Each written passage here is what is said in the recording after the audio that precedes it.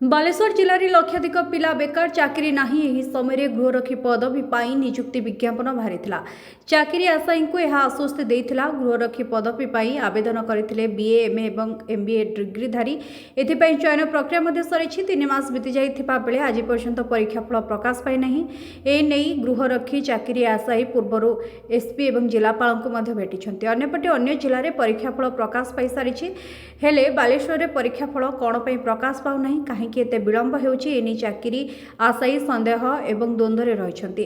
गुरुवार जिलापाल द्वारस्थ होती आवेदनकारी योग्यता स्वच्छता और निरपेक्षता आधार में तुरंत गृहरक्षी परीक्षाफल प्रकाश करने को दाबी कर।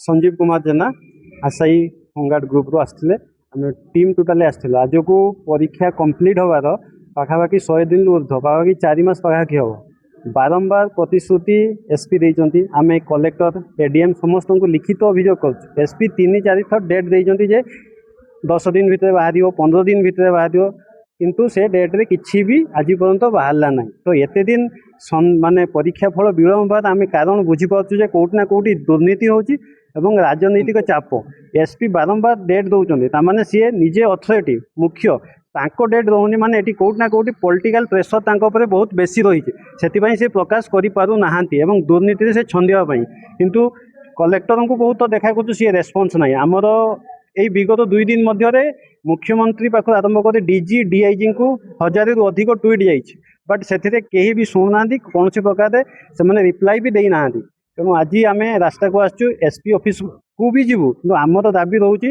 अति शीघ्र आमर रिजल्ट को प्रकाश करा जाऊ एवं माने स्वच्छता निरपेक्षता एवं योग्यता आधार चयन करा जाऊ कौन प्रकार जमी दुर्नीति न हुए से ट्रांसपेरेंसी थी दरकार। जी आशायी आमर 6000 आशायी समस्ते जापर दरकार जमी परीक्षाफल एमती प्रकाश करा जाऊ जमी जापर जे ना ए कौन प्रकार दुर्नीति है ना।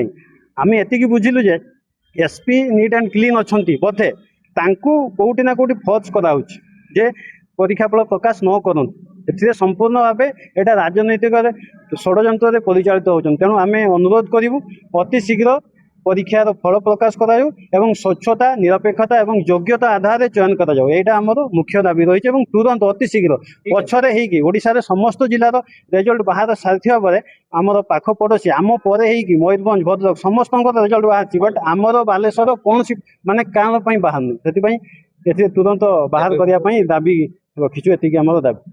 बालेश्वर त्रिलोचन उपाध्याय रिपोर्ट सबुदिन टीवी।